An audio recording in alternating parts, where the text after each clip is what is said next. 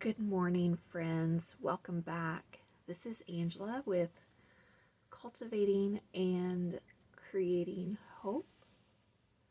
And I wanted to share a little bit about what I'm doing for my 12-week year and how I'm structuring 12-week year.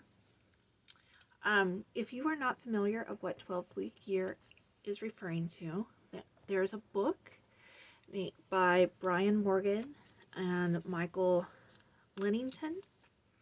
I have a copy of it on Kindle. I don't have the physical book. I might one day buy the physical book, but right now I just go through the Kindle version. And it's a way to kind of create goals and objectives.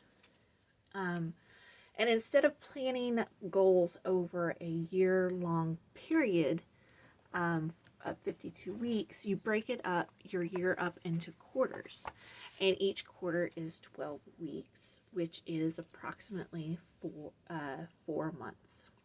I'm sorry, not 4 months, 3 months. And the idea is that because you have a shorter time frame in which to obtain the objectives to your goal, you're going to be more focused and more purposeful and more intentional about the actions working towards those goals. Whereas if you made your goal a year-long goal, you may think you have plenty of time and keep putting things off until you're almost at the end of your fiscal year or the physical yearly year, and realize you have a lot of catch up to do, and you're trying to cram things in at the end of the year. I really like doing this.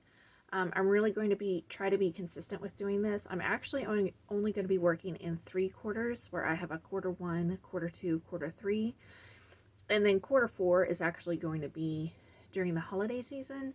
So my focus is making sure my home is ready for Thanksgiving and Christmas. So that's going to be my quarter 4. But I really like focusing on goals in quarters, because instead of having huge overwhelming goals, I can break my goals down into mini goals and work on those mini goals and with the mini objectives over the 12 weeks. So what I did is I just wrote down on note paper what my goals were, like what I wanted to work on these first 12 weeks. So of course I have a financial goal.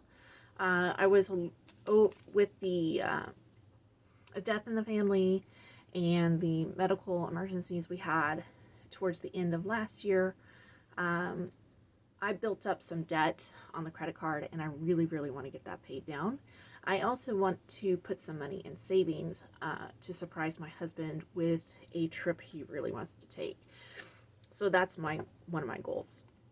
I also have a goal in wellness. I want to get back into a regular routine in the gym. I also want a big one for me is I also want to reframe my relationship with food.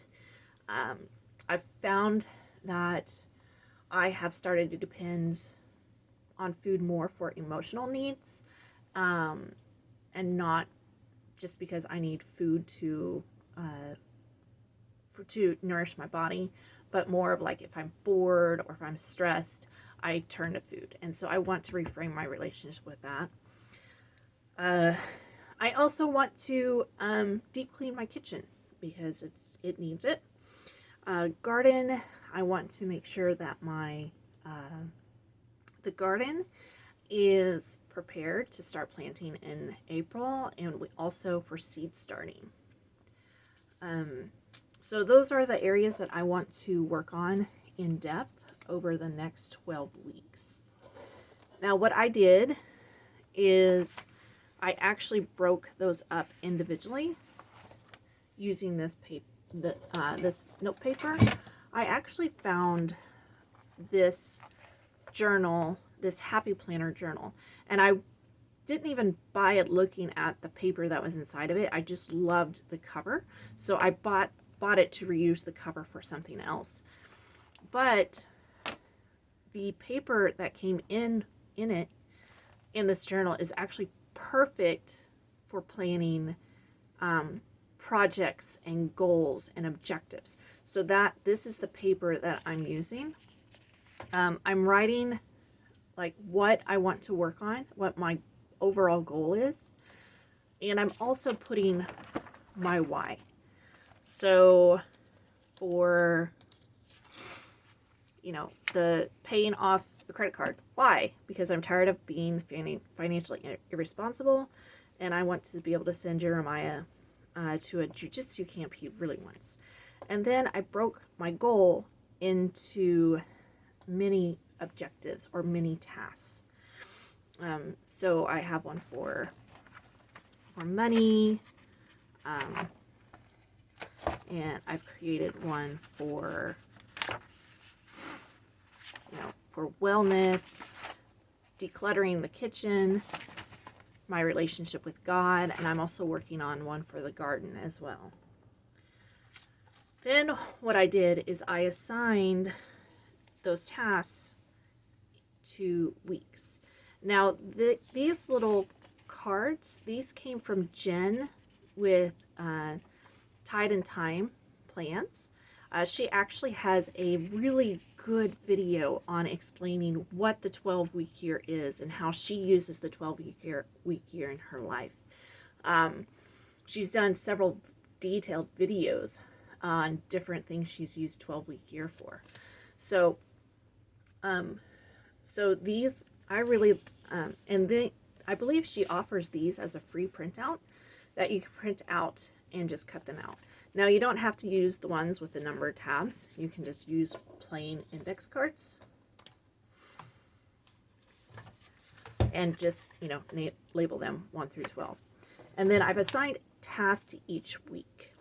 And then after assigning tasks to each week, so today is January 6th, and this is going to kick off my first quarter for 12-week year.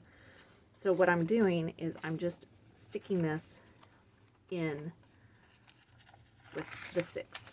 Now, as I move forward, the dates, this tab will move forward for all throughout week 1.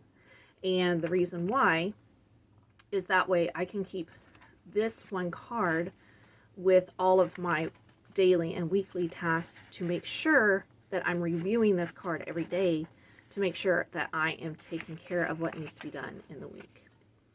And then, of course, week 2 is going to be the 13th. And week 3 starts on the 20th. So I'm going to be putting week 3 on the 20th. And then week 4 starts on the 27th. And then, of course, week 5, 6, 7, and week 8 are going to be February. So I'm going to stick those in February, and those will get moved and assigned the days that they start when I move those dates to the February tab. And then, of course, March has week 9 through 12. Now 12, I really don't assign tasks, any tasks. What I'm doing is this is a review of the previous 11 weeks and then reevaluate what needs to change. So like any of the goals I'm moving forward to the second quarter, I can reevaluate and then like make a new plan. So like my financial goal, that's going to be something I'm working on all 3 quarters, quarter 1, quarter 2, quarter 3. So, and So since today is Monday, it's the day that I'm also moving all of my weekly cards into my little index card case to carry around with me. So since today is Monday, it's going to get moved into my index card case under Monday. And this will stay in the index card case and moved forward to each day as I just, again, to make sure I'm reviewing this every day to make sure that I'm on track. Now, some of these objectives are pretty, some of these objectives may be a little lofty or hard to obtain, and that's okay.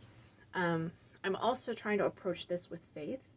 I believe that God wants us to dream big. I believe God wants us to have big goals.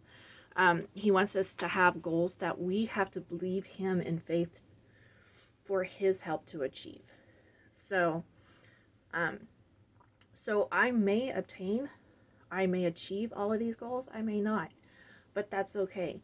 I believe it was Stephen Covey in his book, 7 Habits, I believe. I could be wrong, where he states that 80%, if you meet 80% of the objectives towards your goal, you can count that as a success. So even if I don't achieve every single bit that I have of my objectives, as long as I'm getting to 80%, I'm going to be fine doing that.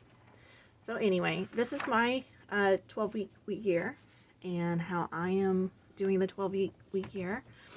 I'll be giving you updates at the end of each month, and we'll be checking in with you later. I hope this helps you. If you want more detailed videos and explanations of the 12-week year, I highly recommend you get the book. You could actually borrow this book from the library. Most libraries have the ebook available to borrow, so you don't even have to buy the book. Also, you can check out Jennifer at Time and Tide Plans and her videos. They have been very helpful to me. Anyway, I hope this helps you. May the Lord bless you and keep you this week, and may He make the works of your hands to prosper today.